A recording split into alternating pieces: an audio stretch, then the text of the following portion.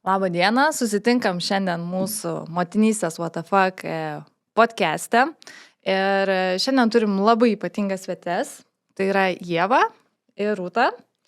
Ir šiandien laidą vedu aš be Linos, nes Lina apsirgo ir, esam tokių kitokių sąstatų. Tai šiandien mūsų laida yra labai tokia svarbi ir projektui mūsų asmeniškai, Motherhood is Sexy, ir labai svarbi mūsų svetiem. Ir kalbėsime apie LGBT mamas. Kuom yra dar įdomi mūsų laida, kad lyginsime Danijos ir Lietuvos sąlygas, pjausim visokiais pjūviais, jūs pasakosit. Aš būsiu labiau gal kaip klausytoja ir klausimų uždavinėtoja, nes man pačiai labai įdomu sužinoti, kaip jums sekasi, ką jūs patirėt ir kokios yra jūsų istorijos. Tai gal nuo to ir pradedam, jeigu galite trumpai papasakoti, kaip jūs gyvenat ir kaip jūs atėjot iki šitą tašką, kur sukūrėte šeimą su savo žmonomis. Tai sveiki, aš esu Ieva. Mes gyvename Lietuvoje su savo partnerė. Mes pradėjom draugystės kelią prieš 13 kažkur metų. O pažįstamos jau dar daugiau metų esam, susipažinom mokykloje tiesiog, pradėjom draugauti studijų metais, ir taip viskas susiklostė. Pradžioj, aišku, nieks nesitikėjo, kad čia taip bus viskas taip susiklostys, kad sukursim bendrą gyvenimą kartu, nes tiesiog buvom draugės ir tiek, viskas gyvenimas susidėliojo taip, kaip susidėliojo. Tai 2018 metais mes susituokėm Kopenhagoje. Ir maždaug po metų pradėjom planuoti, kad norėtumėm susilaukti vaikučio. Ir pradėjom tiesiog ieškoti būdų, kaip mes galėtumėm tą padaryti. Tai šiai dienai mes turim 4 metų sūnelį. Ir gyvenam šeimoje, turim daug gyvūnų, turim veiklos, dirbam, kaip ir kiekviena šeima. Ir tu, Ieva, minėjai, kad jūs iš viso esate su partnerė jau 13 metų. Taip jau taip nuo tos draugystės pradžios, beveik 13 metų, taip.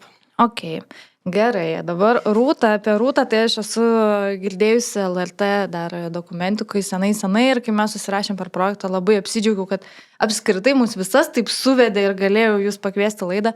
Ir Rūta Kopenhagoje gyvena ir esi vedusi ar ištekėjusi, nežinau, kaip susituokusi su pastore, vardu Vibekė, ir turite dukrą Elį. Taip. Tai mes irgi jau kartu 7 metai susipažinom, kai aš emigravau iš Lietuvos. Aš prieš 7 metus sugalvojau, kad reikia pažiūrėti, kur kaip žalesnė kitur. Tai išvažiavau į Amsterdamą, tada vieniša, single, galvoju, Amsterdamas, ir po 2 savaičių mes susipažinom. Ir tada dar po 2 metų persikėliau Kopenhagą ir jau 4,5 metų. Tai mes susitokėm prieš 2 metus. Turėjom biškai anksčiau, bet COVIDas truputėlį nukėlė. Ir Vibekei buvo svarbu susituokti prieš vaikus, nes sakė, aš noriu gero vakarėlio. Mūsų vestuvės buvo pakankamai didelis, 120 žmonių turėjom. Wow. Tai Vibekė sako, aš nenoriu lauktis ar taip toliau. Mes tada buvom starę, kad Vibekė lauksis. Ir tada mes susitokėm ir tada pametome, kai po susituokus, turbūt ten birželį, Liepą mes pradėjom ten procedūros. Kas Danijoje, daug turbūt lengviau, čia irgi turbūt skirtinga patirtis, buvo daug lengviau turbūt negu pavyzdžiui, Lietuvoje. Tai turbūt nebereikalo ir jūs, Ieva, važiavot į Kopenhagą. Lietuvoje tai nėra įmanoma mums, dėl to, kad vis pirma nėra spermos banko, nėra tokios galimybės netgi su donoro sperma lauktis vaiko, nėra galimybės LGBT asmenim lauktis, dėl to, kad labai įstatymai stipriai apriboja. Reikia atnešti santuokos liudijimą. Reikia atnešti santuokos liudijimą, kuris negalioja Lietuvoje. Tai čia kaip ir viskas. Čia peripetės, tai mes sužinojom, kad yra galimybė visiškai šalia Latvijoje, kur labai liberaliai žiūrima į tokias poras kaip mes. Ir ten jokių problemų nebuvo. Galėjom išsirinkti donorą, galėjom praeiti visą tą kelią ir sėkmingai susilaukti vaikučių. Tai va, aišku, kas jau taip, jeigu lyginant, tarkim, poras Lietuvoje, kas gali, tarkim, vyras su moterim, tai yra valstybės kompensacijos atitinkamas ir taip toliau. Tai jau mūsų atveju, tai viskas yra iš mūsų kišenės, viską mes pačias turėjom susimokėti, finansuotis ir taip toliau.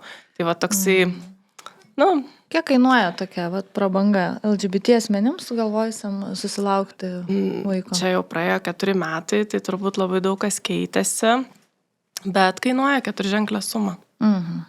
Taip. Okay. O jūs, Rūta, Danijoje? Taip, mes Danijoje, mes paskambinom šeimos gydytojai, tada nuėjo Vybekė pas šeimos gydytoją, pasitikrino kraują, ar kažkas ten buvo pirmas tyrimas. Ir viskas išsiuntė tada mus į tą fertility vaisingumo kliniką. Viską, ką mums reikėjo mokėti, tai buvo spermos donoras. Jeigu eini per viešą sistemą, net ir to nereikia mokėti, bet privačiai reikia. Privačiai nekainavo. Danija yra laukti, jeigu eini per public gal 2 metai, tai tada Danijos vyriausybė sako, jeigu laukti ilgiau negu X, gali naudotis nemokamai privačia sistema. Tai va, tai mes užsisakėm, viskas išsirinkom. Danija galima open donorus, tai galės, kai bus 18 metų, gauti ten visus kontaktus donoro. Ir viskas. Ir tada nusiuntė tą spermos mėginį į kliniką ir tada ten procedūra. Tai nebuvo daugiau mokėjimo jokio nebuvo. Tiesiog aš klausau, tai yra diena ir naktis. Tai ir buvo toks, tai aišku, ten sumokėti, jeigu mes dabar Danija iki šiol buvo tik pirmam vaikui apmoka, antram būtų reikėtų mokėti. Dabar jau pradeda, man atrodo, nuo kitų metų bus, kad ir antram vaikui apmoka. Tai jo, tai kaina gal ten, bet tas požiūris toksai, žinai, toks, kad mes ramiai nuėjome į kliniką, ten kartu ir taip toliau ir, tai viskas labai, labai ramiai, nėra to tokio, kad čia, žinai, kaip pagalvos, ką galvos, tokio, nežinau, kaip tau, bet labai tokio daug yra apgalvojimo visą laiką, žinai, čia, žinai, kaip į mane pažiūrėjo, čia piktai pažiūrėjo ar nepiktai pažiūrėjo, o Danijai tada, jau man tokio biškai atsipalaidavimo, aš jau daugiau jaučiu, kad, tipo, aš nevertinu žmonių, mane žiūri gerai ir blogai jau dabar po truputį, žinai. Nes aš įsivaizduoju, kad Lietuvoje yra toks, tu eini ir vertini visą laiką ir stebi žmonės, tipo, čia priima, nepriima. Gerai, tai mes jau taip tą istoriją, matau, įsibėgėjom pasakot ir aš noriu grįžti nuo pat pradžių prie jūsų ankstesnio amžiaus. Ir šitą klausimą aš norėjau užduoti vien tam, kad mes netgi savo klausykloje gaunam išpažinčių, kur moteris, jau susilaukusios vaiko, sudvėjoja savo orientaciją. Ir man tai yra be galo įdomu, kaip jau atrodo prabėgę ten 25, 30, 35 to gyvenimo metai ir tu staiga esi pasimetus, kas tu esi. Ir man labai įdomu, kaip jūs supratot ir kada supratot, kad jūs esat homoseksualios, kaip tai jautėsi. Ir šitam supratime, žiūrint mūsų visą sociokultūrinį, tą visą aplinką, kad jinai dar anksčiau dar buvo nepalankesnė negu dabar, kokią rolę turėjo jūsų savivertė šitam visam supratime ir jūsų aplinka, jūsų šeima, jūsų draugai ir panašiai. Gal galit pasidalinti? Man tai buvo kokie 22-3 metai. Aš prieš tai čia buvo irgi keli straipsniai. Aš prieš tai truputėlį turėjau bendro labiau su bažnyčia. Aš ten patekau, kai man buvo 16, nes aš turėjau ten labai žemą savivertę. Čia kita ilga istorija, bet žodžiu, aš buvau labiau su bažnyčia ir aš čia su vienu vienuolynu truputėlį jaunimu ten lankiausi ir taip toliau. Tai mano tas pasaulėžiūra irgi tokia formavos truputėlį prieš LGBT. Ne? Ir aš atsimenu, buvo prieš pat pirmą tą Praidą 2010 turbūt metais. Ir aš tai buvau pakankamai, kas čia per nesąmonės ir taip toliau, čia Praidas ir taip toliau, bet paskui taip labai netikėtai buvo, aš labai įsimylėjau vieną moterį, vieną žmogų. Ir man tada viskas maišėsi žemę iš po kojų. Aš vienu metu galvojau, atsimenu vieną vakarą galvojau, trenksiu mašiną kokį medį, nes man trūko jau realybės pojūčio. Nes aš jaučiau jausmus, kuriuos aš buvau prieš jausti, ne? Aš buvau tipo prieš LGBT žmonės, bet pati jaučiau labai tokius nepažintus jausmus moterį. Ir man ten slydo viskas iš po kojų ir man tada ten per tos kelis metus labai daug kas keitėsi. Aš tada atsiribojau labai ir nuo bendruomenės ir man ten draugai, aš atsimenu, labai ten tai priėmė labai ramiai. Viena draugė, tipo, eik tu, sako, žinai, tipo, kuo tu čia parinėsi, žinai, tipo, ir man tada nuėmė ir paskui aš važiavau studijuoti į Prancūziją, Erasmusų. Ir va ten man irgi labai, ten buvo tokios Italės, kur mano iki šiol vienas geriausių draugių ir ten tipo, per tą pusę metų aš kažkaip truputuką atsigavau ir tipo grįžau į kažkokį tokį savęs labiau priėmimą ir taip toliau. Bet nu, tas pirmas etapas tai buvo nu, žiauriai sunkus. Nu, ypač, kai aš buvau pakankamai taip kategoriškai nusiteikus, sakykime, ne? Ir tada aš tipo, jaučiau tai, ko aš tipo, esu prieš ir tipo, kas čia, what the fuck, žinai, kas čia darosi, tipo. Nu, man buvo žiauriai sunku, ne? Ir, nu, o ta moteris, kurią tu įsimylėjai, tu jai pasakėjai apie tai? Taip. Ir mes tada turėjom progos ir kalbėti ir irgi tas vienas iš tų žmonių buvo, kur labai ir šalia manęs buvo ir daug aš turėjau progos ir kalbėti ir aiškintis ir išsiaiškinti. Ir paskui turbūt po kokių, gal 2 metų, 1,5 metų aš turėjau savo pirmus santykius, jau tada tokius santykius, nes mes su juo kartu nebuvom. Tai va, tai žodžiu, tai buvo toks šokas, man šokas buvo pati pradžia. Aiškus, mano mamai buvo šokas, jai turbūt buvo vienas toks etapas, jai buvo irgi labai sunku, kad mano brolis buvo nesustuokęs, aš buvau su moterim ir jis labai save kaltino, tipo, ką aš padariau blogo, kad jūs abu tokie. Klasika. Ne kaip visi. Klasika. Bet dabar jis labai priema, myli Elį ir taip toliau ir viskas labai gerai, bet jis irgi turėjo ilgą kelionę pereiti pati. Kaip pas tave buvo, Ieva? Tai iš tikrųjų pas mane irgi labai panašiai buvo. Aš supratau irgi panašiai 23-4 metų, supratau irgi įsimylėjusi savo dabartinę partnerį iš tikrųjų. Ir, nu, tie jausmai užgriuvo kaip, nežinau, banga tokia visiškai nubloškė viską, apie ką galvojai, mąstei, kad ten, nežinau, nutikėjai savyje, kad turėsi, nežinau, vyrą, vaiką, namą. Nu, kažkur buvo tie stereotipai sukurti galvoje jau. Ir sugriuvo viskas tą pačią akimirką, nes aplinka, tai čia daugiau nei 10 metų atgal, ar ne, aplinka buvo tokia, kur apie LGBT asmenis iš vis nelabai buvo kalbama. Tas pirmasis Pride'as, kuris ten tragedija buvo iš vis ten švelniai tariant.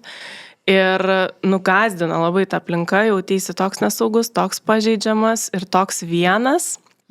Tai mums pasisekė, kad mes buvom dviese su partnerė ir mes visą tą tokį praėjom etapą kartu, iš tikrųjų palaikydamas vieną kitą. Nes kitaip aš nežinau, nu čia tikrai, vat, kaip sakai, ten mašinai medį trenkt, tai čia nu, visiškai tokios mintis, tikrai, nes tu nebežinai, kur save padėti, tikrai. Tai pasikalbėti normaliai nėra su kuo, nes tiesiog apie tai nėra kalbama, nes tai yra svetima, tabu ir taip toliau. Tai toksai, ir mes praėjom ilgesnį kelią, iš tikrųjų, kol atsiskleidėm draugam, kol atsiskleidėm šeimai, praėjo ten keli metai, mes gyvenom tuo metu kitą mieste, nei mūsų šeima, buvo labai lengva slėpti savo santykius. Tai jūs realiai dangstėtės? Dangstėmės, taip. Tiesiog, kad jūs esat kambariokės ar kažkaip? Taip, iš esmės taip. Kas yra labai priimtina. Kas yra, taip. Kas yra irgi sudėtinga, aš atsimenu, mes įsikrausėm su mano ex į butą, kuriame vienas miegamasis. Taip. Ir tada, tokių daug minčių atsiranda, tipo, dabar aš pasikviesiu kolegę į svečius, o čia, tipo, vienas miegamas. Tokių, žinai, atsiranda daug labai mąstymo, kur šiaip, tokiam kasdieniam gyvenime, pavyzdžiui, tu turbūt neturi, žinai, pasikviesdama kolegę, tipo, ar čia bus vienas miegamas ar du, žinai. Ir toks labai daug, ypač pačioj pradžioj, poroj, būna labai tokio apmąstymo į priekį, žinai. Čia, tipo, mes tada keliavom su Ekspetu Amerikai. Ir vienam kolegam aš sakiau su drauge, kitiems sakiau ten su antra pusė, žinai. Antra pusė yra dar tas toks irgi lietuvių kalboje nenusakantis lyties, žinai. Ir tada palauk, kuriam aš sakiau antra pusė, kuriam aš sakiau čia draugė, žinai. Ir toks prasideda... Kas paklaus, žinai. Labai tokio daug mental, tokio svorio labai yra, žinai. Taip. O gerai, o ko jūs, tarkim, bijojo, taip kaip pradėjo tos santykius, kas buvo jūsų didžiausia baimė? Kas atsitiks? Vat aš dabar mes atsiskleisim ten kažkam, ar tas atstumimas kažkoks, ko jūs labiausiai bijojot? Mums asmeniškai tai buvo atstumimas ir saugumas. Mes bijojom, kad net fizinis, tai be abejo, kad mus ten kažkaip, nežinau, nuskriaust gali gatvėje tiesiog už tai, kad mes esam LGBT. Tai tikrai ir yra buvę visko iš tikrųjų. Yra buvę, taip tokio labai stipraus kažkokio fizinio nesam turėję, bet yra buvę komentarų kažkokių ten, tarkim. Tai mes dar Kaune, kai gyvenom, Tai, tokias jaunas ten mergaitės, 20 ten keli metai, tai, pažiūrėjau, už rankų susikibę, nieks net dėmesio nekreipia, tarkim, tai baisiai čia, ne? Bet kai jau mes atsikraustėm į Vilnių ir pabandėm eiti už rankų susikibusios ir jau mums buvo ten 20 kokie 7, 6, va taip, tarkim, vyresnės jau, ne? Tai sulaukėm komentarų ir mes supratom, kad, gatvėje mes negalim eiti už rankų susikibusios. Ir dabar mes nevaikštom už rankų susikibusios. Dėl to, kad, toks yra susiformavęs saugumo kažkoks, tarsi save apsaugai, nes, nebūtina, kad čia visi žinotų, tarkim, kad čia visiems rodyti yra nebūtina. Nors mes gyvenam atvirai, mes kalbam apie tai, mes žinom mūsų visą aplinką, apie mūsų šeimą, bet toks yra susikurtas jau ir netgi mes dalyvavom draugų vestuvėse, heteroseksualios poros vestuvėse Belgijoje. Ir ten labai daug belgų buvo. Ir, tarkim, vakarėlis, visi šoka ir belgai eina prie mūsų ir sako, kas jums yra, kodėl jūs nesielgiat kaip pora, kodėl jūs nešokat kartu, eikit, šokit, kodėl jūs. O mes tokios net atrodo, vat kaip sakai, praėjo kažkiek laiko, kol atsipalaiduoja, ne, kad tu esi saugioje aplinkoje. Tai aš manau, ir mus dabar įmestum į tą kitą aplinką, reikėtų laiko, kad mes suprastumėm, kad mes galime eiti už rankų. Ir turbūt matuojasi aplinkoje temperatūrą, kiek tikrai, aš galiu. Ir kiekvieną žmogų tikrai nuskanuoji, taip švelniai tariant, kiek jam gali sakyti. Čia yra viskas. Bet aš taip įsivaizduoju, turbūt Kopenhagą gyventi. Nėra tokio susikaustimo, nes štai tikrai aš jaučiu, kad tu negali būti laisvas žmogus, tavo tikrai yra ta laisvė apribota, visą laiką galvoju ir va tie komentarai, kokių, tarkim, jeigu apie tas heito apraiškas, kokių gal ir dabar gaunat, ar dabar jau mažiau, bet kaip tai atrodo? Gal mažiau mes gaunam dėl to, kad susikūrėm tą savo tokį socialinį burbulą, taip. Tas burbulas, sakau, plečiasi, nes, aišku, atsiranda ten vaiko darželiai, gydymo įstaigos, kažkas, kur, tarkim, žmonės tokiai šono jau sukrenta. Bet, kaip ir nesulaukiam. Bet buvo, kad ten, pavyzdžiui, stumtelėjo gatvėj, kažkada yra buvę, taip, ten negražiai pavadino ir taip toliau yra buvę. Tai va čia buvo tas kartas toksai ryškesnis, po kurio mes nusprendėm, kad, tiesiog mes tenksimės viešumoj, nesirodyt, kad čia mes esam labai jau kartu. Nes tai yra saugiau, tiesiog dėl saugumo. Tai va, ne dėl to, kad čia kažko. Aišku, dabar jau mes pačios esam galbūt laisvesnės, aš jau dabar nebijočiau gal ir atsakyti atgal ką nors, ar ten kažkaip atstovėti ir save apginti. Tuo metu nebuvom atsiskleidusios dar pilnai savo aplinkai ir tokios susikaustimas tas buvo ir tu pats nesijauti labai gerai ir automatiškai, aišku, ir ta aplinka kitaip tada reaguoja. Tai dabar jeigu lyginant, nes man taip organiškai ateina šitas klausimas, lyginant, tarkim, Daniją, lyginant Lietuvą. Aš suprantu, kad skirtumas yra labai labai didelis, bet net pati tu, Rūta, kaip esi Lietuvoje, irgi išgyveno šitą etapą. Kaip pasikeitė vis dėlto anksčiau, ten, tarkim, 10 metų atgal ir dabar? Ar ta situacija pas mus iš principo gerėja? Ar šita LGBT bendruomenė vis dėlto dar yra paraštėse? Kokia dabar situacija ir jinai iš principo yra progresas kažkoks? Čia gal Ieva, geriau gali apie Lietuvą? Apie Lietuvą tai galiu pasakyti, tikrai progresas yra. Žmonių klausimų tikrai progresas yra ir apie tai yra daugiau kalbama. Nebuvo prieš ten 10 metų per televiziją, kad ten būtų kažkas kalbama, ten paradai, nebuvo tokių dalykų. Dabar jau yra kalbama, reklamose yra LGBT asmenys. Tiesiog tai yra rodoma žmonėm kaip norma, tai priima žmonės. Ir iš tikrųjų, sakau, mes nesulaukiam jau pasakai, tarkim, žmonėm, kad mes esam kartu, kad čia mūsų vaikas.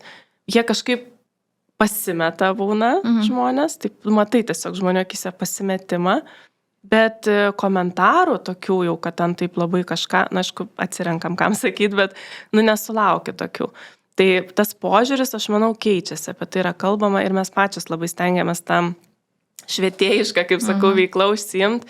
Ir jeigu žmonės sužino apie mus ir užduoda daug klausimų, tai mes su mielu noru jas atsakom, su mielu noru. Einam, aš tau papasakosiu. Einam čia, Su kuo mes papasakosiu tau. Taip, mano, pavyzdžiui, naujas kolektyvas darbė sako, palauk, popkorną atsinešiu, papasako, kaip čia yra, nes labai įdomu ir žmonėm tiesiog nuoširdžiai yra įdomu, nes labai daug žmonių slepiasi ir šiai dienai aš net nebejoju, kad yra kas slepiasi, nesako ir tiesiog žmonės nesusiduria ir jie gali prasilenkti su kolega darbė ir nežinotų. Tai Ir žinai, man atrodo, labai priklauso, kur tu gyveni Lietuvoje. Jeigu tai yra Taip. Vilnius, tai čia yra, negaliu sakyti, cool dalykas, bet tai jau visi priima kaip norma. Bet, nes netgi dabar, tarkim, aš kaip žiūriu žmonės jaunesnius, tarkim, 20-25 metų, tai yra antiek nenusakomi nuo visos išvaizdos, nuo visos tos atributikos, tu net nežinotum to žmogaus kažkokio orientacijos, bet net ir nekyla klausimas, nes tai atrodo taip normalu. Aš įsivaizduoju, jeigu tu gyveni kažkur mažam miestelį, kaimelį, kur iš vis yra dar senis, guduma tokia, tai žmonėm turėtų būti be proto sunku. Ir didelis turbūt savęs neigimas ir gal netėjimas į kažkokias vos nepriklausomybės. Nu, aš taip galvoju. Jo, aš įsivaizduoju, irgi mažuose miesteliuose, čia mūsų buvo čia poro straipsnių apie mūsų kažkuriam priedė, kur aš siunčiau savaitgalis. Ir aš galvoju, aš norėjau, aš sutikau tame būti žurnale, nes aš galvoju, čia yra toks labiau regionų žurnalas. Ir, pavyzdžiui, man būnant ten 17, būtų buvo labai stipru paskaityti apie šeimą, apie lietuvę, kur aš sukūriau šeimą ir auginu vaiką, ne? Tai tas irgi yra tas švietėjiškas, bet, pavyzdžiui, aš irgi matau, kad keičiasi Lietuvoje, bet iš mano pusės aš labiau dabar stengiuosi tiesiog kažkaip ne tai, kad net nebeskaluoti tos temos, bet tiesiog gyventi natūraliai. Ten po mamos buvo gimtadienis, mes tiesiog grįžtam ten dvies ar kažką. Ir aš negrįžtu, kad aš ten, aš kaminautinu kas kartą. Aš tiesiog dabar stengiuosi. Ir tas pats yra, gal Danija kažkiek to duoda tokio normalizavimo truputėlį. Dabar mano etapas yra tokio normalizavimo. Aš jau labai daug nebeįvardinu žmonėm, kad, čia mano žmona. Aš tiesiog, jeigu sakau, me and my wife, ne? Ir pataisau, kai reikia, bet aš jau dabar nebedarau to, kad ateik, aš tau papasakosiu, ne? Aš jau dabar jau stengiuosi tokio tiesiog, kad nebepabrėžiu tos temos ar kažko. Pataisau, kada reikia, mes tiesiog grįžtam kartu, auginam vaiką, aš pakankamai irgi atvirai. Ir Elis ten, ir nuotraukų ir taip toliau. Tai aš pakankamai dabar stengiuosi tokio normalizavimo, kad, okei, aš galiu pataisyti, bet aš tada irgi atsakau klausimus ar dar kažką ir taip toliau. Nes ir norėjau dar paklausti, Lietuvoje, tarkim, ar yra LGBT žmonės tokioj, kaip tu sakai, jau yra natūralus gyvenimo būdas, tai yra priimtas, tu nesijauti, lyg tu turėtum kovoti. Jau yra toksai, jeigu manęs klausia, aš atsakysiu, bet nėra, kad aš turiu eiti kovoti, eskaluoti. Kovoti yra labai daug už ką, žinai, nes kovoti, ta legali dalis yra, žiauriai skaudi Lietuvoje, ne? Kad realiai jeigu vaikas yra, tai ne biologinė mama, realiai, teisiškai yra niekas, ne?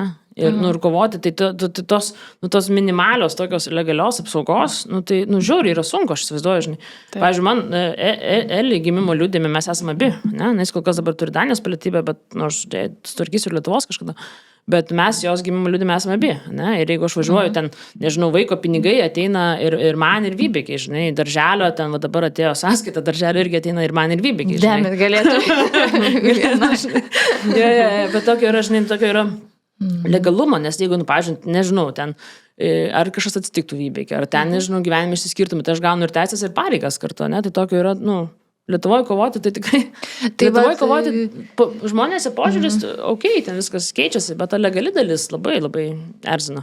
Aš čia gal, žinai, tą koviniai turėjau omeny, kaip žmonės eskaluoja savo kažkokias pažiūras, nežinau, aš esu veganas, arba aš ten, ir tada jie proaktyviai bando ir ne tai, kad konvertuoti kitus, bet būtinai eskaluoti, kad čia yra mano tapatybė ir toks aršus ėjimas. Tai aš apie tą kovinę šitą prasme turėjau.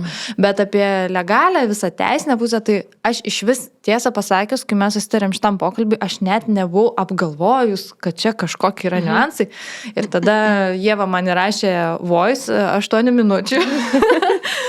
Ir sako, žiūrėk, yra taip ir aš net negalėjau patikėti, jeigu mes galim aptarti tuos niuansus.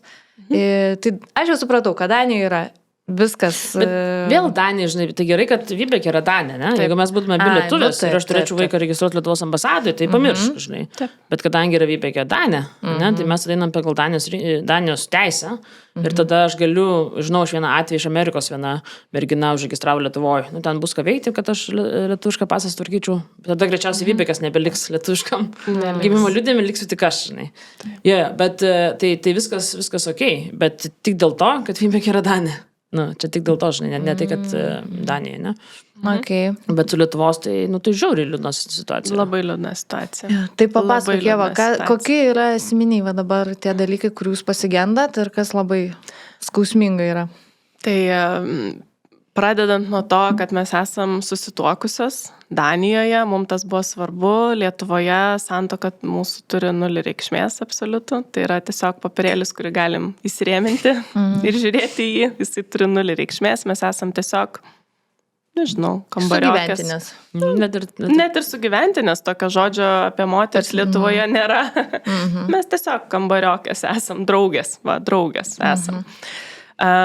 Vaikas, aš vaiką gimdžiau, tai vaiko biologinė mama esu ir dokumentuose visur esu aš viena.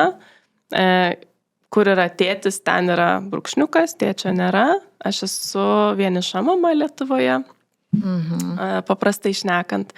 Tai mano partnerė neturi, kaip ir sakė, jokių teisių į vaiką iš esmės, kas yra skaudu labai jai ir skaudu labai man iš tikrųjų, dėl to, kad mes esam lygiavertės partnerės, mes kartu laukiam, kartu auginam, kartu ugdom vaiką, kartu leidžiam į darželius, galvojam apie ateitį ir tai yra žiauriai skaudu.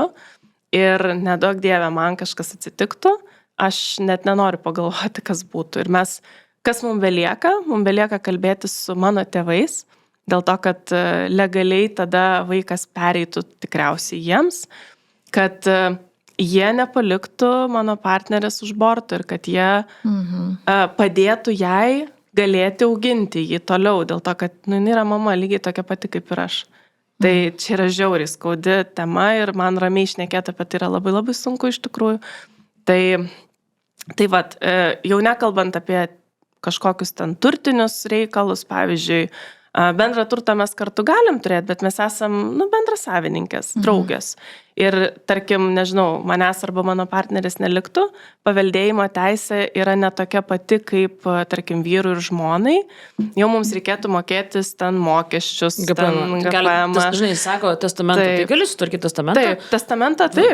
Bet tai tada, pavyzdžiui, reikia sumokėti 15% gyventojų pajamų mokestį. Tai tu turi būti ir... Taip. Netinki partnerio. Tu irgi moki už jį. Tai yra ir tavo butas ir tu už jį dar turėsi susimokėti. Čia yra žiauru iš tikrųjų. Tai be abejo, testamentus tai gali susitvarkyti, plus, tarkim, mano partnerė negali, nežinau, vaikui kažkas atsitiktų, aš nežinau, komandiruotė esu. Jinai negali jo nuvežti į ligoninę, tarkim.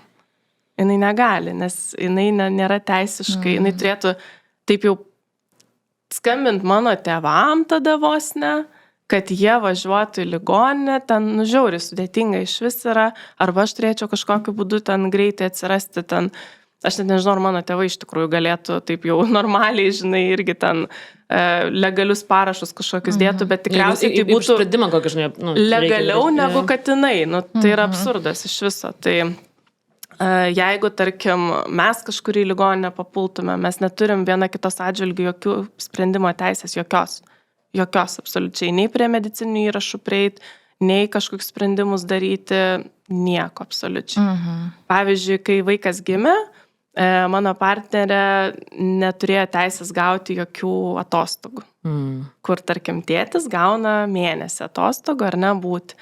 Tai jos vadovas tiesiog geranoriškai ją išleido ilgų atostogų, jos pačios atostogų sąskaita. Jis jau išnaudojo sukauptas atostogas savo. Tai vat negalėjo. O gimdymo metu ligonė galėjo būti? Būtų galėjus, bet buvo covidas. Negalėjo. Bet šiaip būtų galėjus, taip, dėl to, kad, čia aš manau, kaip galima ir bet ką pasikviesti iš esmės gimdyti, kaip ir nėra tokių, kad ten įstatymai draustų. Kaip ir dulos būna. Dulos gali draugę, mamą pasikviesti, iš esmės gali bet ką turėti šalia. Tai mūsų atžvilgių negalėjom dėja. Bet dėl kitų priežasčių. Nes Danijai, kai Vybekė gimdė, tai aš buvau kartu, bet aš turėjau 3 savaitės atostogų iš darbo, ne? Ir dabar aš esu nuo sausio iki birželio su parental leave. Nes mes dalinamės per pusę, po 20 savaitės. Taip. Tai kaip visi šitie niuansai Danijoje? Ar jie yra... Kažkas bent jau sutampa, ar niekas? Auginimas vaikas sutampa, žinai, bandymas. Bet ne, Danijoje yra, legaliai viskas yra tvarkoje, ne? Aš esu, Elė Januševičiūtė Bistrup, tai aš galėjau duoti, mano pavardė tapo middle name, dėl to, kad labai sudėtinga rašyti Januševičiūtė Danijoje. Tai yra Elė J. Bistrup, Elė Januševičiūtė Bistrup. Bet nėra jokių, aš gaunu visus, mes gauname tą e-dėžutę, ne, ką gauna Vybekė, tą gaunu ir aš, viskas visiškai tas pats yra. Tai Vybekė eina pas šeimos daktarą su ja, tai aš einu pas šeimos daktarą dabar aš esu su ja. Legaliai 22 savaitės man darbas pilnai apmoka atostogas. Tai, tai tas teisinė bazė yra visiškai tokia pati, kai būtų vyro ir moters poroj. Taip. Mūsų atžvilgių, pavyzdžiui, vaikas, jeigu susirga, tai biuletenį gali imti tik aš. Ir automatiškai pirmas dalykas, tai galėtumėm kaip ir dalintis, ar ne? Nes ir mano darbas atitinkamai nukenčia, dėl to, kad vaikas serga daug kartų per metus, žinom, ar ne? Taip. Tai automatiškai tada aš turiu kažkaip jau, tai gerai, jeigu darbdaviai viskas okei, kaip ir gali imti tos biuletenius, bet ir pačiai iš tikrųjų tu iškrenti, nuolat iškrenti iš darbo, iškrenti. Tai taip ir derinamės, taip ir sukamės, tai partnerė nuotoliu dirba, kartais būna su vaiku, bet ji netgi, kaip sakai, nepagalvoja apie tokius dalykus, tai labai daug kas iš tikrųjų nepagalvoja ir labai daug kas nustemba, kai pradedi pasakot, važiuok, yra taip ir taip pas mus. Kaip tai sako? O kodėl, sako, jinai biuletenę negali pasimti? Todėl ir negaliu, bet kaip tai negali? Nes nėra dėl ko oficialiai. Taip, ir žmonėm yra labai sunku suprasti ir kai pradedi šnekėti, labai labai nustemba tikrai, kad susiduri kasdienybėje su tokiais, kur kitiem atrodo savaime suprantama, o mes tiesiog straglinam šitose vietose nuolat. Stratagavimo kas kartą yra, žinai, kaip čia darysim, kas čia bus, žinai, kas bus jeigu. Taip. Ir apie daug jeigu tiesiog stengiasi negalvot. Nes jeigu pradėsi galvot, tai čia yra visiškai tada... Čia kaip tu, Ieva, sakei man prieš laidą, kad tiesiog bandom negalvoti apie tai, ko mes negalim pakeisti. Taip. Mes žinom, kad mes turim dvi išeitis. Arba susitaikyti ir laukti, kad čia kažkas, tarkim, keisis galbūt, arba susipakuoti daiktus ir kažkur važiuoti. Tai ir renkiesi iš tų dalykų vieną kažkurį. Šiai dienai mes pasirinkom likti čia, dėl to, kad turim čia šeimą, turim artimuosius, su vaiku yra kuriamas nerealus ryšys abiejų senelių ir tiesiog paimti ir tą vaiką dabar išplėšti, būtų tikrai ir jam žiauriai didelis stresas, ir mum atitinkamai, ir visiems būtų žiauriai didelis stresas. Bet mes to netmetam. Jeigu tikrai matysim, kad išlenda ten vaikui augant kažkokios problemos, tai nors tą pačią dieną susipakuosim daiktus ir išvažiuosim tikrai. Dėl to, kad, kur jau yra vaikas, aš galiu pakentėti. Bet kur jau yra vaikas, čia jau yra viskas brūkšnys dedamas ir čia jau bus atitinkami sprendimai daromi tikrai. Okay. Čia kaip mes vis sakom, kad kai gimsta vaikas, kiekviena mama tampa mama bear. Išlenda instinktas. Dabar noriu grįžti prie jūsų santykių apie tą moterų partnerystę. Labai įdomu, nes šiaip sakoma, kad kiekvienoje šeimoje yra tam tikra dinamika. Kaip yra gyvenant su kita moterim? Ar yra pas jūs pasiskirstimas vyriško vaidmens ir moteriško? Ar nėra iš viso tokių dalykų ir nėra šitų ribų? Manau, visur visai būna, pas mus nėra tokio konkrečiau. Aš bandžiau galvoti, žinai, jeigu Vybekė išneša šiukšlės, o aš ten, žinai, dažau sieną. Čia kaip dabar, žinai, yra. Pas mus, čia turbūt vėl visko yra, ne? Šiam svietė visko yra visur. Bet pas mus asmeniškai nėra, pas mus gal Vybekė yra pastorė, ne? Tai tas jos dirba liuteronų bažnyčių, tai ten dirbti, tai žmogus, jis tokia labiau yra filosofiška, ne? Tai jos nėra praktiniai darbai, ne? Jis tiesiog nemato, ne? Aš einu ir matau, sieną reikia padažyti ar kažką. Tai jos natūraliai būdas nemato tokių dalykų, tai toks pasiskirstimas tam tikras gaunasi. Ten Vybekė pjauna žolę, nupjauna ten kokias nors avietas, dar kažką, aš tada kažką atsodinu, žinai. Tai pas mus tokio labiau yra, kas kame gali, ne? Tokio pasiskirstimo nėra. Aš, manau, visko būna, bet pas mus šeimoje labiau tame, ką tu gali daryti. Ne, aš galiu sakyti, aš vairuoju mašiną, bet Vybekė važinėja vis laik dviračių, sėdi mašinas teoriškai ir nereikėtų, nes Danai jie važinėja labai dviračiais, ne? Tai tokio labai kažkokio pas mus bent jau nėra šeimoje. Mūsų šeimoje, irgi nėra iš tikrųjų tokio, kad ten griežto pasiskirstimo kažkokio, kad čia vyriški ir moteriški darbai tikrai nėra. Kas ką geriau moka, kas ką geriau daro, tai ir daro tiesiog. Tai kažkaip natūraliai taip gaunasi. Pavyzdžiui, aš gaminu valgyti daugiau, bet dėl to, kad mano partnerė tiesiog nemėgsta valgyti gaminti, bet daug moterų yra, kur nemėgsta valgyti daryti. Ir vyrai galbūt gamina valgyti, tai čia toks irgi, ar čia moteriškas darbas, tikrai toks, kaip ir ne, nes nebūtinai, tai tokia, tarkim, partnerė mano, nežinau, kai reikia mašiną taisyti, skambina autoservisą, nes aš nieko nesuprantu apie mašinas, tai man ten makaronus gali iki žemės prikabinti, o jinai šiek tiek daugiau galbūt supranta, daugiau domisi, jai įdomiau, bet tai čia irgi toksai įvairių moterų ir įvairių vyrų yra, ne? Tai tikrai nėra tokio griežto pasiskirstimo, tikrai ne. Darbai turi būti padaryti, žinai, tada kažkuri daro. Jeigu jums iškiltų kada gyvenime klausimas, kas yra moteriškas, o kas vyriškas darbas, pasimkite seną leidimo knygą, ką žmonės dirba visą dieną. Negaliu daryti. Ir tenai visos mamos kiaulės, mamos katės yra tvarko namus ir mane šokiravo paskutinį, kur vaikas skaičiu. Štai mamai ten katiniai, katinas nupirko suknelę už jos ilgą darbo dieną namie. Kad jinai tvarko namus. Ir aš, kaip čia, žodžiu. Bet man labai patinka, kad šnekam šitą temą, nes netgi heteroseksualiuose, tarkim, porose yra tas vyras ir moteris. Ir visą laiką pas mus projektą, ten 8%. Moteris yra tas moteriškas paketas, kad vyras neša grobį, o moteris namie ten sėdi su vaikais, iki ko tas daveda, jau čia kita tema. Ir man taip visą laiką fainai išgirst, kai sako, ne, vyras pasiėmė vaiko priežiūros atostogų, aš išvariau dirbti. Nes mums taip okei, nes mes jau nebežiūrim į tai, kas yra visuomeniai priimtina, mes žiūrim pagal žmogaus charakterį.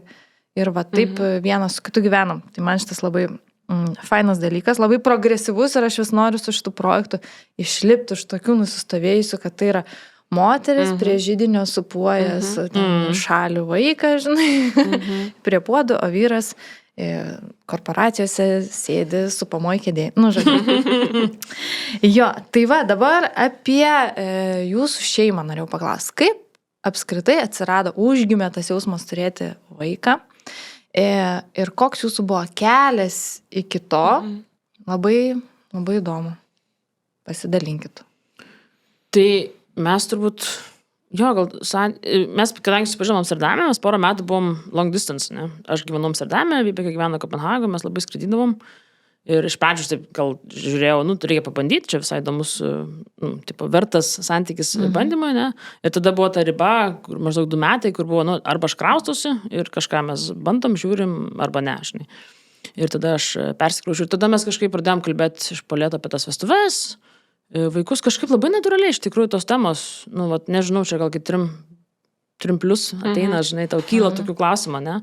Kaip čia bus, žinai, ir tada, kadangi aš turiu, tada mes kalbėjom, čia, jo, vaikų, ne, tada, čia tas pliusas, LGBT šeimoje moterų gali pasirinkti, ne tai, kad pasirinkti, yra 2 variantai, kas gali lauktis, žinai. Tai, pavyzdžiui, aš ten turiu tam tikrų lygų ir operacijos su daug turėjus, ne, tai tada buvo, aš galiu nesilaukti, žinai. Tai labai fain. Tai tada mes nutarėm, kad jeigu viskas okei, pirmą vaiką laukėsi Vybekė, ne. Ir tada kažkaip taip labai natūraliai, tada, kaip sakiau, mes norėjom, kad būtų būtinai po vestuvių, nes Vybekė norėjo vakarėlio didelio, tai tas vėl susidėliojo, žinai, ir tada labai natūraliai mes kažkaip, buvo vestuvės ir tada po truputėlį pradėjom ten pas gydytojus, ten dar kažką. Labai, labai natūraliai ir tas, aš galbūt iki gal nežinojau, ką įsiviliu su vaiku. Dabar mūsų vaikui 10 mėnesių, žinai, tai yra ką veikti. Bet, labai fainas toks nuotykis. Oi, dar bus ką veikti. Maži vaikai, mažas problemos. Bet, ir turbūt ta aplinka leido, taip bent jau man, aš turbūt čia būdama Lietuvoje, gal aš nesupratau, neturėjau tos idėjos, neteina ta idėja, kad čia 2 moterų šeimoje tu gali turėti vaikų, reikėjo, kad ta idėja irgi užaugtų mane, žinai. Nes, Jo, bet kažkaip atėjo natūraliai ir va, yra dabar 10 mėnesių vaikas. Ir tu minėjai, kad Danijoje tas dalykas nekainuoja. Nu, tu užsirašai eilę ir tu laukia, jeigu ne, tai privačios įstaigos tau kompensuoja. Jo, tas buvo labai, va, kas Danijoje, kas yra faina, jeigu lietuviai nori atvažiuoti, aišku, privačiai, jeigu nekainuoja, jeigu negyveni Danijoje, tai kainuoja, ne? Bet irgi gali, aš žinau, lietuvių, kurios atvažiuoja Danijoje irgi eina tas pačias procedūras, tai jau moka iš kišenės, ne? Arba kitas variantas atvažiuoti keliam metam pagyventi į Daniją. Bet tas toksai neteisimo, tas toksai lengvumo požiūris yra labai ramiai, ne? Vybekė nuėjo pas šeimos daktarą, mes kartu beje, tada nuėjom pirmą kartą pas šeimos daktarą, ten kažką ten kraujo tyrimus turbūt reikėjo padaryti, tada davė siuntimą fertility klinikui, vaisingumo klinikui, mes vėl kartu nuėjom, tada išsirinkom iš spermos banko donorą, ten toks truputėlį kaip Tinderis. Bet aš ir norėjau paklausti, irgi yra įdomi patirtis. Kaip donorą renkėsi? Kas ten lentelė su... Tikrai, žinok, kaip nėra swipe left, right, bet panašiai kaip Tinderis, tu gali, žinai, išsifiltruoti pagal ten akių, plaukų, ką nori spalvą, iš kur kilęs ir taip toliau, ne? Mes buvom sutarę, kad, tipo, aš renkuosi ir Vybekė turi veto teisę. Mes taip buvom sutarę, ne? Ir tada tu gali ten pagal save panašumą, mums svarbu buvo, nes ten yra ir kaip atrodė, kai vaikas buvo tas žmogus, ten yra jo raštas, balso įrašas, visa istorija, kuo ten senelis irgo, nuo ko mirė ir ten, viską, tu ten gali asmenybės, visas testas ir taip toliau. Ir mums buvo svarbu, kadangi, aš manau, Latvijai negalima open donoro, ne? Mums buvo svarbu turėti open donorą, kadangi buvo galima, ne? Tai reiškia, kad kai Elius sukaks 16-18 metų, jis gali gauti informaciją. O, geras. Tai jūs realiai žino tą žmogų? Mes nežinom, žinai, jis turės tą European Sperm Bank kontaktuoti ir tada gali gauti informaciją, žinai, to žmogaus. Ir tada jei ten, jeigu kils klausimų, gali atsakyti tos klausimus. Man buvo svarbu, kad jeigu galima taip, nes aš žinau, kad negalima, nes tada jisai kils į klausimą, ne? Ir mes turim vieną draugę, kuri iš Pietų Korėjos turbūt įvaikinta yra ir jis nežino savo biologinių tėvų ir tada labai daug kyla tų klausimų. Žinai, tai mes norėjom, aiškus dabar tai dar po 10-15 metų, tai tie, žinai, DNR testai ir ten labai daug ten pasidarai kokį nors testą ir ten labai tu daug gali suras giminių. Bet mums tas buvo svarbu, tai mes taip išsirinkom. Buvo čia antras bandymas, mes buvom sutarę, kad jeigu nepavyksta nėštumas, tai mes keičiam donorą, žinai. Tai čia buvo antras bandymas, antrą kartą pavyko. Okay. Kaip reikia pastoti, žinai. Tai toks yra truputėlį, kaip Tinderis, žinai, matai daug tų nuotraukų ir kuris... Bet mes skaitėm daug apie asmenybę, apie dar kažką ir tai. Ir tada visas informacija išsisaugai, kad paskui, kai kils klausimų. Net kai kils, iš tikrųjų reikia pradėti daug anksčiau kalbėti. Čia gal Ieva gali daugiau mano, tai dar nekalba ir neklausia, žinai. Bet, žinai, tada ta informacija, kad, būtų atvira ir prieinama vaikui taip pat. Tai o pas tave, Ieva, buvo, minėjai, Latvijai visą šitą. Viskas Latvijai, taip. Mes nelabai turėjom iš ko rinktis, galėjom rinktis Daniją, mes žinojom, bet žinojom, kad reikės labai daug skraidyti pirmin atgal ir su darbais tai yra sunkiai suderinama ir apvaisinimo procedūra yra tokia pakankamai ten pagal laiką viskas, pagal valandas. Tai per parą laiko atsidurti Danijoje gali būti tiesiog apsunkinta ir darbo klausimas ir viskas. Tai už tai rinkomės Latviją, nes gali per 3 valandas ten atsidurti, jeigu reikia, be problemų. Tai mes vaiką irgi sugalvojom lauktis, turbūt irgi link 30 pradėjom galvoti, kad, kaip norėjom anksčiau, bet pačiai pradžiai tai iš karto atrodė, kad čia nesąmonė ir neįmanoma ir čia tiesiog užkišai kamputį tą mintį, palaidai, užkasi viskas, jau čia susitaikyti turi. O paskui po truputėlį pradėjom suprasti, kad mes visgi galim, o kas čia tokio, kodėl negalim. Ir ėjom link to. Ir taip, mes tai iš vis nuvažiavom pirmą kartą į Latviją tik į konsultaciją, tik pasikalbėti. Ir gydytoja ten taip, viską ten mums papasako, čia tyrimai tokie, išėjom su gydymo planu, atsisėdam į mašiną taip ir sakom, tai pradedam. Pradedam. Ir tai toks buvo toksai awkward moment, nes kaip ir atvažiavom tik pasikalbėti, nes toks savęs raminimas, tarsi mes tik pasikalbėti. Ir prasidėjo tas mūsų kelias, tai mes irgi pastojom iš antrą kartą ir nemažą tą kelią nuėjom ir kas mūsų atžvilgiu turėjom bendradarbiauti su gydytoja čia Lietuvoje. Turėjom ginekologę, kuri labai padėjo mum ir per nuotolį tiesiog bendravom su Latvija. Jinai čia mum darė echoskopus, ten matavimus visokius, o jau Latvija mum komentavo, kada čia mum atvažiuoti reikia, kada kokius vaistus vartoti ir taip toliau. Tai šiek tiek sumažino tų važinėjimų į Latviją skaičių, kas labai fainai ir labai patogu buvo, tai tikrai pakankamai sėkmingai šiaip nueitas tas kelias. Donorą nebuvo pas mus tokio plataus pasirinkimo. Duodam jums 2. Ne, buvo daugiau, bet nebuvo kaip, kad ten su nuotraukom, ten balsą paklausyti, taip nebuvo. Šiek tiek siauresnis tas pasirinkimas. Ir mes irgi rinkomės, kadangi aš gimdžiau, tai rinkomės į partnerę panašesnį. Kad būtų maždaug plaukų spalva tokia, akių spalva tokia. Tai tiesiog taip susigalvojom, kad mums tai yra svarbu. Ir mūsų donoras nėra open. Ir iš tikrųjų mes net ir nenorėjom open donoro. Vat mes taip kažkaip galvojom, nes galbūt dėl to, kad Lietuvoje mes tokios nelabai saugios jaučiamės, dėl to, kad nėra tos įstatyminės irgi bazės, kad apsisaugoti paskui nuo to donoro dėvelio. Tai toks irgi. Tai mes iš karto nusprendėm, kad mes vaikui tiesiog pasakosim, kad yra įvairių šeimų, tavo šeima yra tokia, kad šeima gali būti ten, nežinau, vienas tėtis ir vaikas, viena mama ir vaikas, gali būti 2 mamos, 2 tėčiai, gali būti seneliai ir vaikas, gali būti ten globėjai ir vaikas, kad šeimų yra įvairių ir mes tiesiog jau dabar apie tai kalbam jam ir jisai tą informaciją priima. Ir iš tikrųjų labai įdomu, kai jau jam 4 metai yra ir darželyje draugai jau irgi tokie patys, ar ne? Ir pribėga koks nors pipiras ir sako, o kur tėtis? Ir mes taip natūraliai, ir ten, aišku, tėvai jau irgi susiparina, kaip čia taip klausė, neklausė. Nepatogu. Nepatogu čia. O mes taip, kažkaip natūraliai sakom, nėra tėčių, yra 2 mamos. Vaikas pamasto, gerai, ir viskas, ir naina. Jam, vaikam yra antiek viskas natūraliai, jeigu tu apie tai kalbi. Aš tikiu, kad mūsų sūnui tikrai kils turbūt klausimų įvairiausio ateityje ir mes ruošimės tos klausimus atsakyti, bet šiai dienai jam tos informacijos pakanka iš esmės tikrai.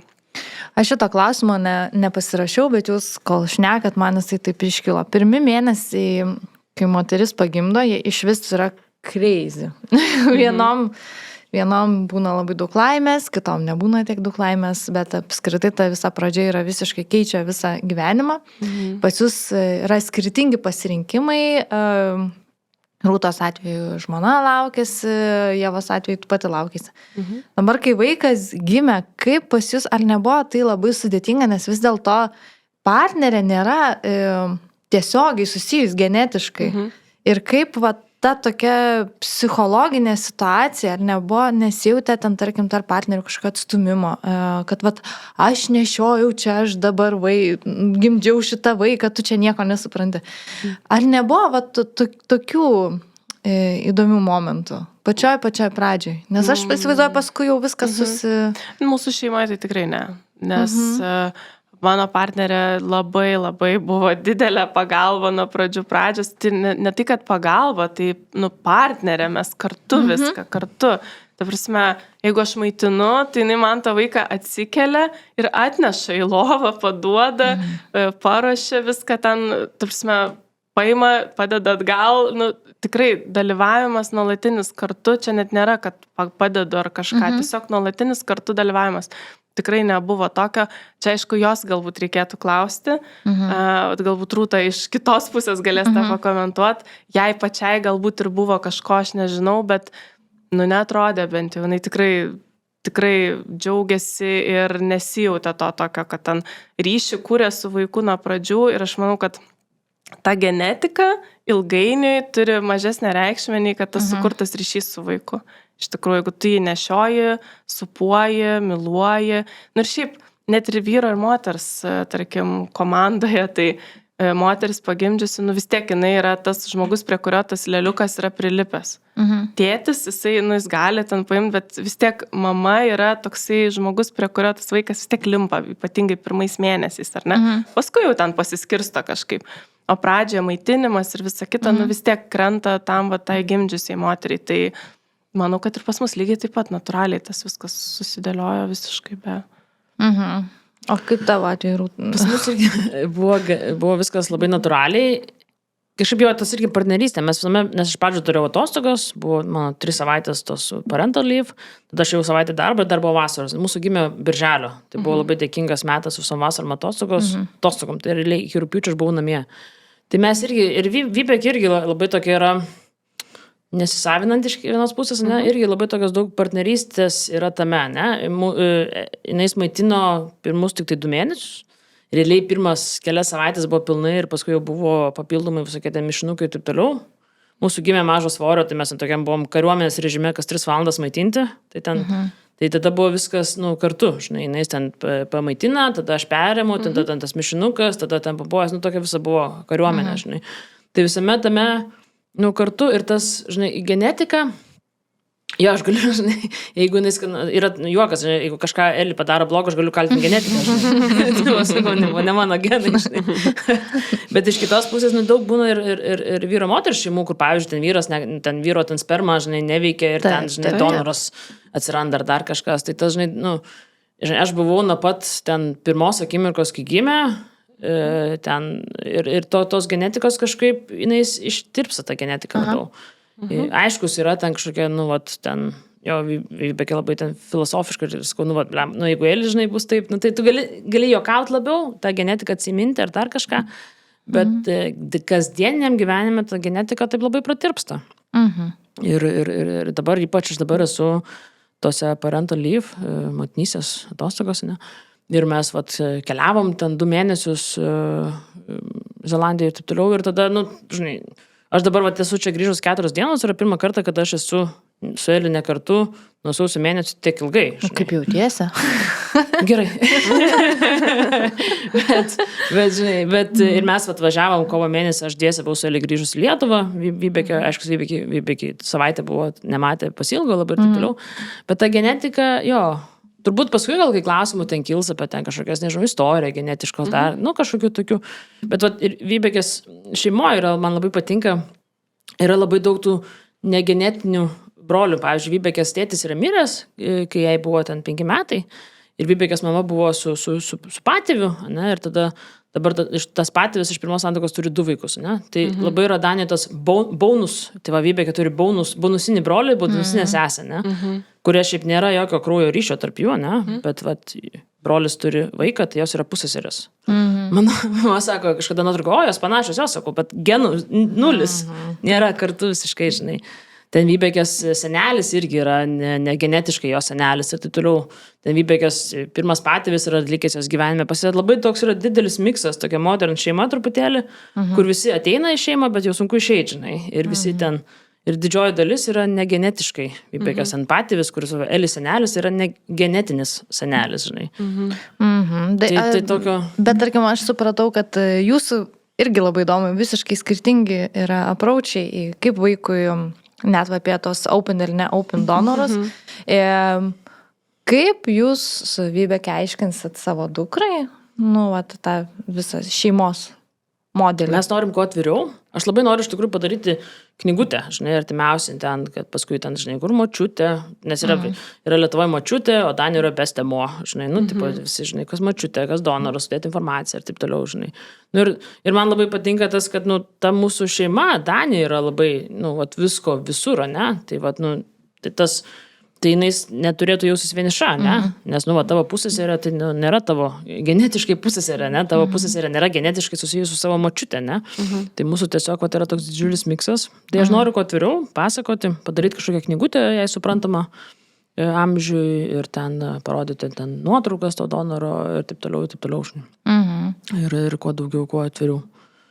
Tai kažkoks toks yra planas, dabar nežinau, kaip bus realybė, dabar mes, žinai, bandom kalbą išmokti, žinai. Tai yra dabar kiti tikslai šiuo metu. Kaip šiaip įdomu, jūsų pačių tėvai priėmė tą žinią, kad jūs sakėt, mes laukiamės? Priėmė gana gerai.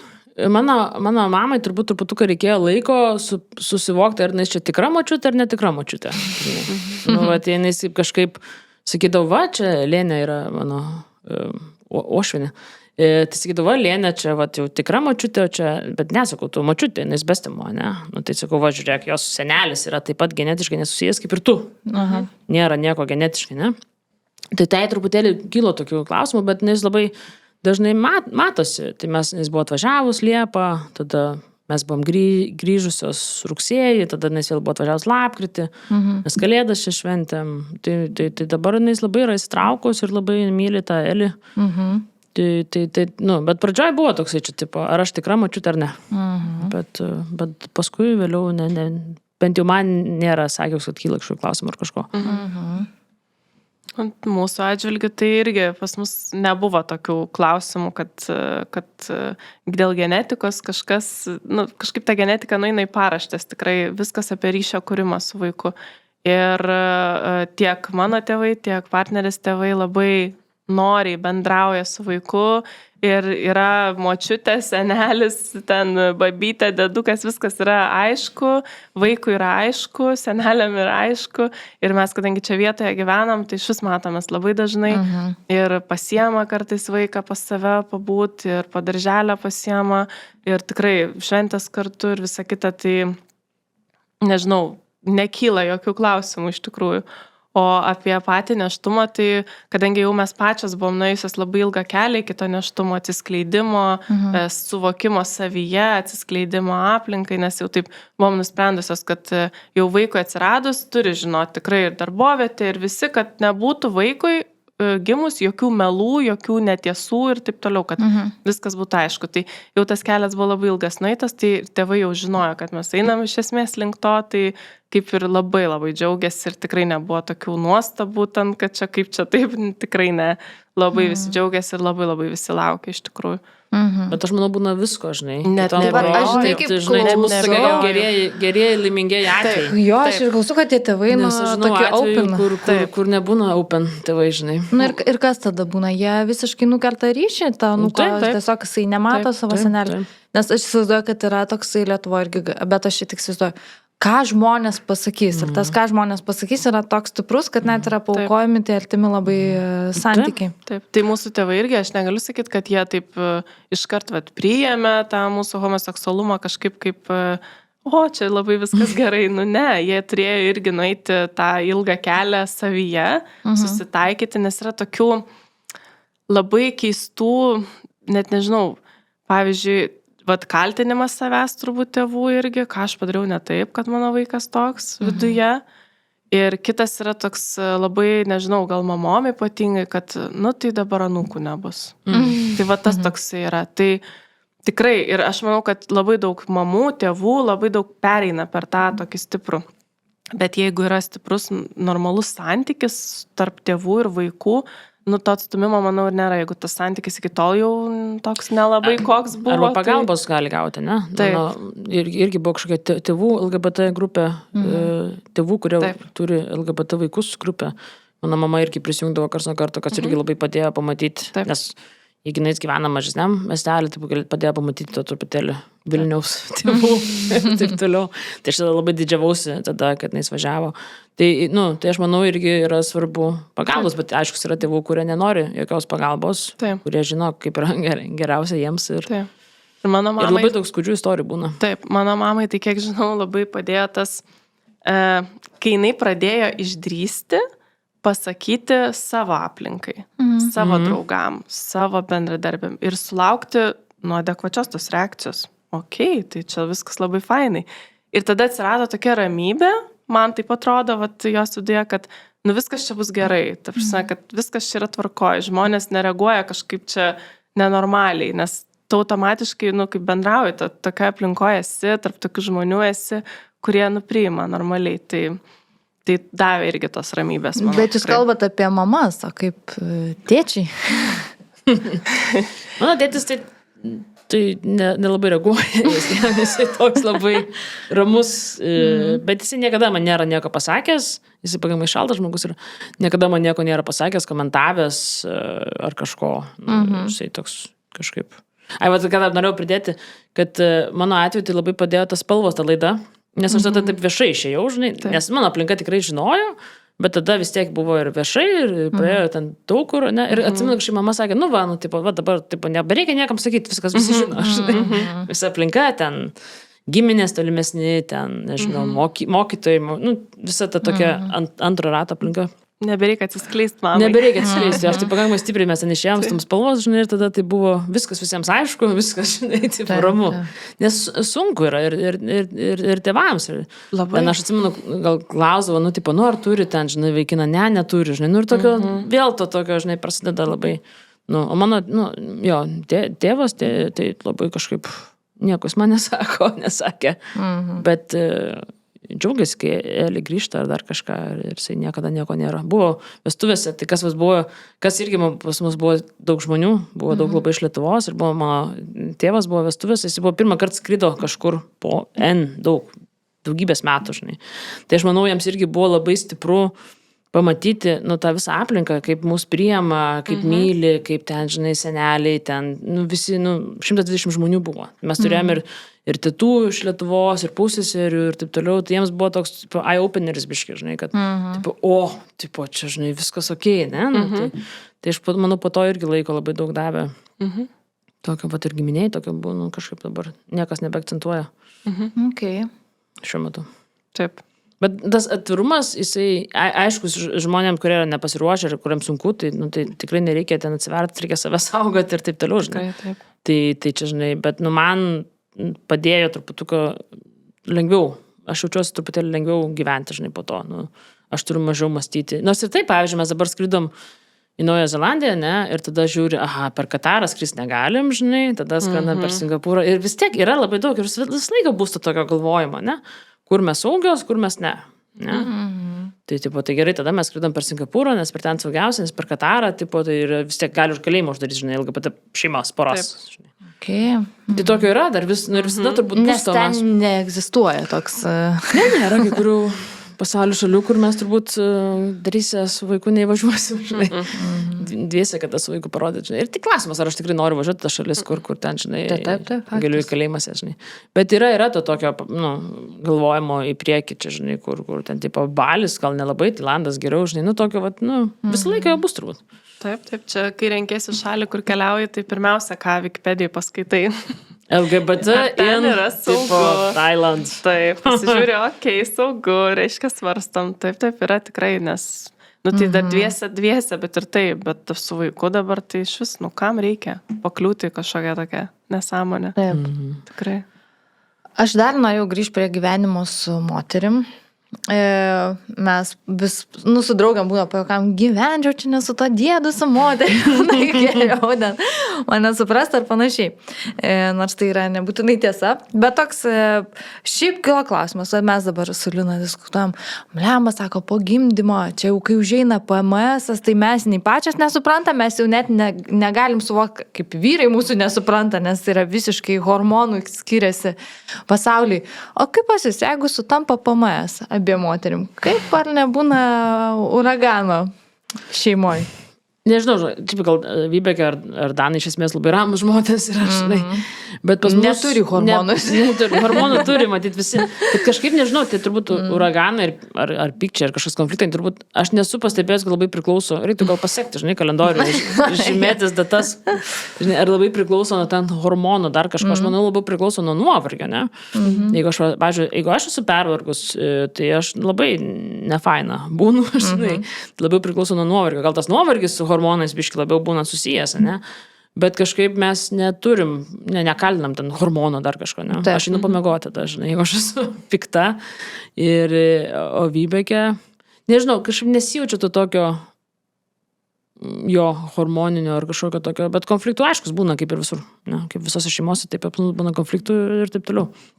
Bet gal dabar paseksiu, žinai, parašysiu po metų, žinai, sakysiu, žiūrėk, žinai, konfliktai, tai po mėnesio, 18 dieną, žinai, kyla.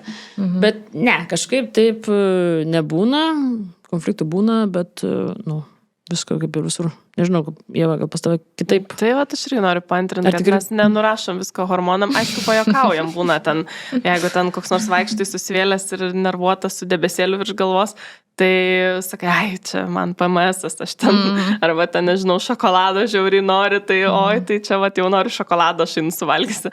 Pajokaujam, bet tikrai nenurašom to hormonam, pykstasi visos šeimos, visi. Taip. Būna tų konfliktų kažkokių išsisprendi ir gyveni toliau iš tikrųjų. Tai čia, žinai, kaip ir natūralu, tiesiog mes, taip, sakau, su Lina, taip važiavim, blema, jeigu dviem būtų pamažiai, galvas nukapos. Bet ir supratimas gal aišku kitas, nes tada automatiškai galvoja, ai, nu gerai, nu aš tada gal pasitrauksiu, duosiu erdvės žmogui, gal ten pailsi, pabūna ir paimsiu vaiką, geriau pabūsiu, pažaisiu. Supratimo galbūt ir yra daugiau iš tikrųjų, nes tavo kūnų irgi vyksta visokie tokie patys audros ir taip toliau. Tai taip. Ok. Tai dabar pabaigai aš noriu jūsų paklausti. Mes užduodam savo pašnekom visą laiką apie 3 motinystės what the fuck. Tai yra toks dalykas, kur tu neįsivaizdavai, kad egzistuoja, jau kaip tampi tėvo. Ir tai atsitinka ir vis tiek nesupranti, blemba, negi, iš tikrųjų tai vyksta. Ar jūs turit va tokius motinystės what the fuck? Mes labai galvojom vakar, kas čia galėtų būti susėdusios.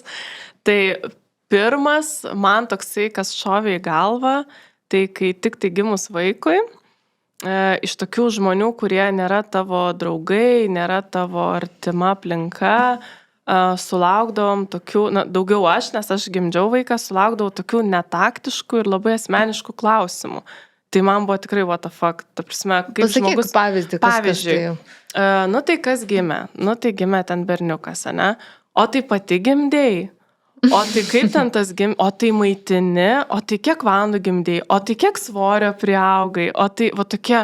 Ir aš galvoju, žmonės, ko jūs manęs klausė čia? Nu, aš nežinau, gal čia aš taip reaguoju, bet man tai buvo labai super asmeniški klausimai, kurias aš galiu aptarinėti su draugiam, su šeima, bet tokie ir toks lindimas labai žmonių, toks tarsi jaučiasi, turintis teisę klausti tavęs tokių dalykų, kur tikrai labai... Tai šitas buvo, paskui labai vaikų lyginimas tas tarpusavyje, aš žinojau, kad taip yra, bet kad taip stipriai, ir kad tu tikrai ten pabendravęs ten su kokia mamytė aikštelėje, grįžti namo ir galvoju, bet tai tikrai tas mano vaikas dar nesivarto, kodėl? O kodėl jos vartosi, o mano dar nesivarto? Aš jį pavartysiu. Jo, ir tada tu savo galvoji, nu, bet aš neauginu vadovėlio, neauginu kažkokio, tai yra gyvas organizmas ir jisai po savaitės paėmė ir apsivertė, nu, tai viskas yra tvarkoj.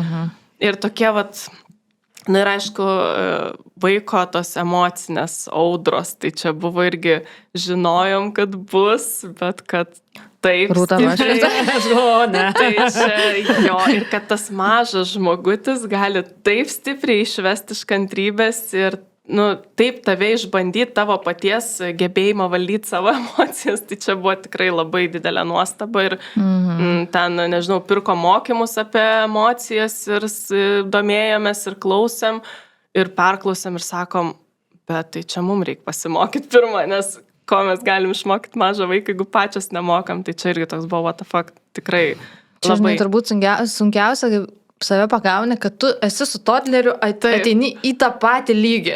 Tada galvoji, palauk, mūsų skiria ten 3 metų, žinai, bet antiek išveda, kad tu pats atsidėri 4-3 metų lygį. Ir tas dabar 4 metų žmogus, jisai taip sugeba tavim manipuliuoti, kad čia yra tiesiog, wow, čia reikia pasimokyti tokio meno. Aš tikrai sakiau, kad po toddlerystės gali laisvai savo išsirašyti, žinai, dėrybų meną, kokį magistrą ar PhD, jeigu pavyksta.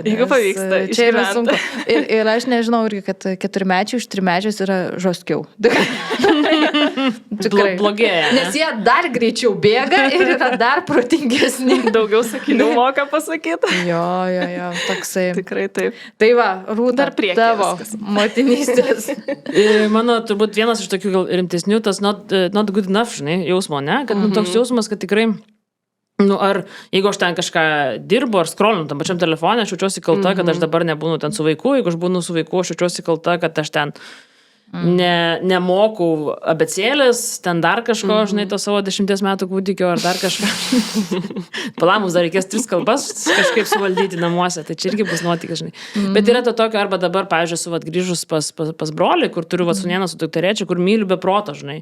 Ir man tada klausia, tai kodėl tu pas mus tik savaitgalį, žinai, o negali pabūti savaitę, žinai, kodėl negyvenu Lietuvoje ir taip, žinai. Tai va tas toksai kaltės ir tas toksai, kad poroj arba jėgų, tų pačių resursų yra labai ribotas kiekis, žinai. Ir tokio, tas tokio not good enough, žinai, yra tokio labai daug jausmo. Ir irgi aš jau stengiuosi labai jau ten nelyginti ir kažkaip Danijai truputuką to mažiau, bet aišku, aš paskaitau, žinai, grupės čia. Ir taip irgi čia, žinai, čia tipo, tai gal tave reikia pamankštinti labiau dar kažką. Aš atsimenu, Tailandė mes kineziterapeutės konsultaciją online turėjom, nes man ten neropojo ar kažkas ten buvo, žinai, laiku. Tai toks, žinai, sueina. Bet ir šiaip motinystės, aš dabar įsiterpsiu, motinystės tas spaudimas, kad vaikas turi kažką daryti Lietuvoje ir Danijoje. Ar skirtingas yra? Ar... Lietuvoje daug stipresnis, tikrai. Ir aš turiu to lietuviškumo Danijoje labai daug, ne, ir turbūt Vybekė pavargsta nuo manęs ir ten, žinai, tipo, mes ten, žinai, kažko neturim, kažko ten nemoka, žinai.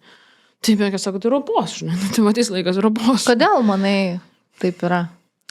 Nežinau, kažkaip gal tas vyvertė, aš atsimenu, čia vienam grupiai rašė, tipo, mano ten 8 mėnesių kūdikis elgėsi kaip 10, tai jau okei, žinai, tai visi nori, kad elgtųsi kaip didesnis, tai palauk, bet tai jam 8 mėnesių, kodėl tu nori, kad elgtųsi kaip 10. Kažkokio tokio yra lenktyniavimo ir savo savivertės pliuso užsidėjimas, jeigu mano vaikas ten vaikšto geriau, mano vaikas 8 mėnesių vaikšto kaip 10, žinai, tai palauk, 8 mėnesių. Jeigu jau 10 mėnesių vaikas vaikšto, jau man. Kaip 12, arba ten yra tokio, žinai, tokio to labai, ten yra irgi kažkiek, bet daug mažiau, žinai. Ir kažkada aš irgi pas šeimos gydytoją ten nuėjau, dėl svorio, mūsų mažas svorio, žinai. Šeimos gydytojas sako, bet žiūrėk, juokiasi, šypsosi, auga, taip, ko tu nori, žinai. Arba kai čia susirgo, viduriavo roto virusą buvo pasigavus. Nuėjom pa šeimos gydytoją, nes jau man ten neramu, dehidratacija, tai sako, tai skysčių duokit, žinai, tai vaisinių ledų gavo sulčių, 9 mėnesių kūdikis, žinai. Ir daug, arba, pažiūrėjau, profilaktiškai kraujo tyrimą pasidaryti neįmanoma Danija yra. Nes, sako, tai va, žiūrėk, šypsosi, juokiasi, tai ko tu dar nori, žinai. Daug ramiau ir ta pati nėštumo priežiūra ten buvo daug mažesnė iš tikrųjų. Tai man, tai tau gliukozės nedaro, žinai, tyrimą. Kodėl, žinai, tai, bet nėra šeimoje istorija, niekas, kas sirgtų cukriniu diabetu, nedaro ten to tyrimo, kur daug gerti reikia, žinai, ten kažko. Tai daug ramiau. Tai davo dar liko 2. Tai dar bent vienas, atsimenu, mes turėjom šunį, mirė mūsų šuo mėnesį prieš gimstant vaikui, bet man tikrai yra labai panašumų, kai kokią žaidimo aikštelę, tai žinai tik tai kitų vaikų vardus, niekada tėvų vardų nežinai, žinai, ir tipo tada sakai, o labas, ten kažkas, tai irgi toks labai įdomus yra, kad su kitais kaimynais ar kažkaip rajone bendrauja per vaiko interesus, ne? Tu žmonės pažįsti ir sakai, va, čia yra ten Karolio mama, žinai, dar kažkokios vardas nežinau, žinai. Tai tokio labai panašumo, aš žinodavau, žinai, ten, žinai, to šuns šeimininkai, žinai, vardą, ne? Tai toks irgi labai įdomu, kad labai tos kitus tėvus pažįsti per vaikus. Paskui ir būna taip, kad, žinai, netgi kartu šeimos bendrauja dėl to, kad vaikai sutarė. Taip. Nelabai man jinai ten patinka, bet vaikai gražiai žaidžia. Tai susitiksime. Tai toks irgi labai tokie socialiniai burbulai, žinai. Tai čia mano tokie du pagrindiniai buvo tas toksai, žinai. Dar kažkaip buvo vieną prisiminus, bet tai pamiršau. Nu ką, labai įdomiai šiaip pripasakot. Dar klausinėčiau, žinai, daug. Tai kitiems ten po metų, žinai. Susitiksim, kai bus vaikam iškai daugiau. Jo, tik ką, labai norėjau jums padėkoti, labai faina buvo ir labai reikalinga, man atrodo, laida ir labai Motherhood is Sexy, man atrodo, tinkama platforma. Ir kažkaip dar nors pridėti, jeigu kažkam kyla klausimų ar kažkam, tai bent jau aš esu visada linkus ir atsakyti ir ten, jeigu ar Danijai padėti ar kažko ten susivokti sistemoje ar vestuvėse ar dar kažkam, žinai, tai mes esam čia šalia. Ar esat jūs šiaip savo, gal girdėjot, kaip minėjau apie tas išpažintis, nes iš tikrųjų mes net tikrai esame gavę apie tą moters jau orientacijos susivokimą, kai gimus vaikui, ištekėjus už vyro yra. Ar jūs esat savo rate tokių žmonių sutikę? Aš esu, pavyzdžiui, kai Vybekė, kadangi pastorė, ne, daug kam irgi tas religija ir LGBT irgi yra dar Jo, čia irgi įdomu kita labai. visai tema, ne. Tai, pavyzdžiui, va, dvi merginos iš vieno miesto sukontaktavo Vybekė, lietuvės, ne, pamačius ir kažkur iš tų laidų, žinai, sukontaktavo, ar galėtų Vybekė ją sutuokti Danijai bažnyčiai, ne.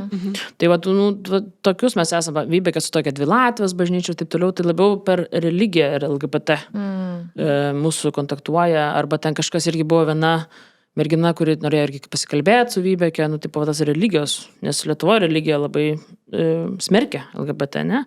O liuteronų Danijos liuteronų bažnyčia nėra labai toli, nu, tai yra ta pati krikščioniška, žinai, tai yra visai kitoks požiūris, ne?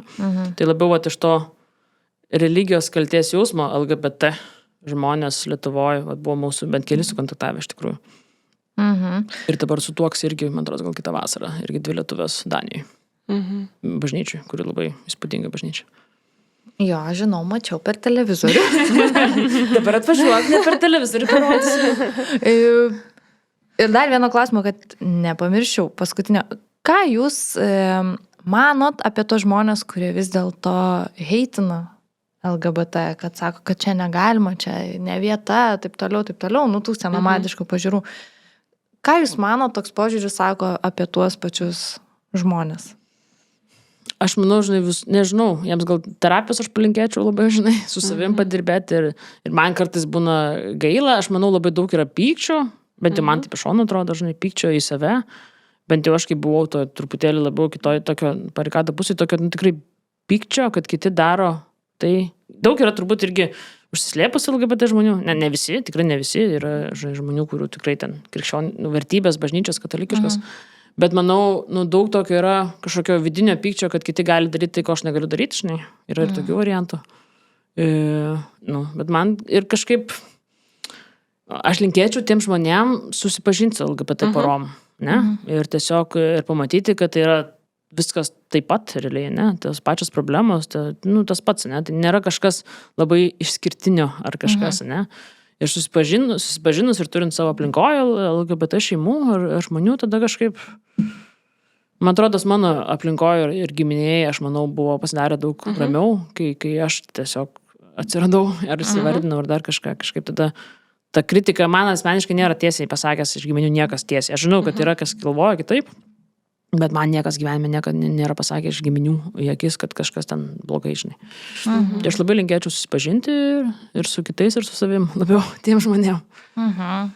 Taip, aš irgi manau, kad jie tikrai turi savyje labai daug pykčio, reikia pirmiausia su tuo tvarkytis ir susipažinti be abejo, nes pas mus aplinkoje irgi yra tokių žmonių, kurie galbūt, nu, tokie ne iki galo, tarkim, suprantantis buvo, bet susipažinę, pamatę, kad mes čia viskas yra okei, mes nesam kažkom kitokie žmonės, nei visi, gyvenam kaip visi, tai iš tikrųjų priėmė gražiai ir visiškai kitas požiūris pasidarė, tai tikrai to truputėlį atsimerkti reikėtų ir pažiūrėti plačiau. Nu, tos realybės pamatinės, man atrodo, labai ir tas įvaizdis kartais toks labai neteisingas apie LGBT, žinai. Stereotipiniai tokie. Ne tik, kad neteisingas, bet nepilnas galbūt, ne? Nes tikrai yra, vat, kur gyvena, žinai, vat, irgi ta pora, kur čia 2 vyrai susitokė po 52 metų gyvenimo, žinai, tai čia 52 metus išgyventi, tai yra ką veikti. Kartu Lietuvoje. Nu, Lietuvoje, kai kada buvo nelegalu jiems, ne? Taip. Tai, ir kiek prireikia metų žmonėm. Taip, tai aš labai linkėčiau, nu, plačiau pažiūrėti. O tiem žmonėm, kurie bijo atsiskleisti ir vat, gyvena jau daug metų, aš įsivaizduoju, tai yra didelė kančia, nes tu gyveni dviguboj, ne pilietybėje, o tapatybėje. Ką jūs jiem vat, palinkėtume tokį esminį dalyką? Drąsos. Drąsos su savim turbūt. Bet aš tai galbūt kurtis tą, žinai, saugų burbulą ir bent jau, jeigu negali atsiskleisti ten, žinai, visam rajonui atsiskleisti, bent ten kažkam, nu, turėti savo saugią aplinką, ne? Nes vienam būtų labai labai sunku yra. Bet jeigu turi bent jau mažiuką saugų burbulą savo, ten neturi atsiskleisti visiems kolegom, bet jeigu vienam atsiskleisti, jau yra visai kitaip, daug lengviau. Neverta iš tikrųjų bijoti ir slėptis, tikrai neverta, nes nu, čia tik tai, kai atsiskleidi ir pradedi eiti to keliu, supranti, koks užplūsta palengvėjimas, kai tau nebereikia galvoti, kam tu čia ką esi pasakęs, kam čia nesi pasakęs dar, kai tu tiesiog žinai, kad tavo aplinka žino.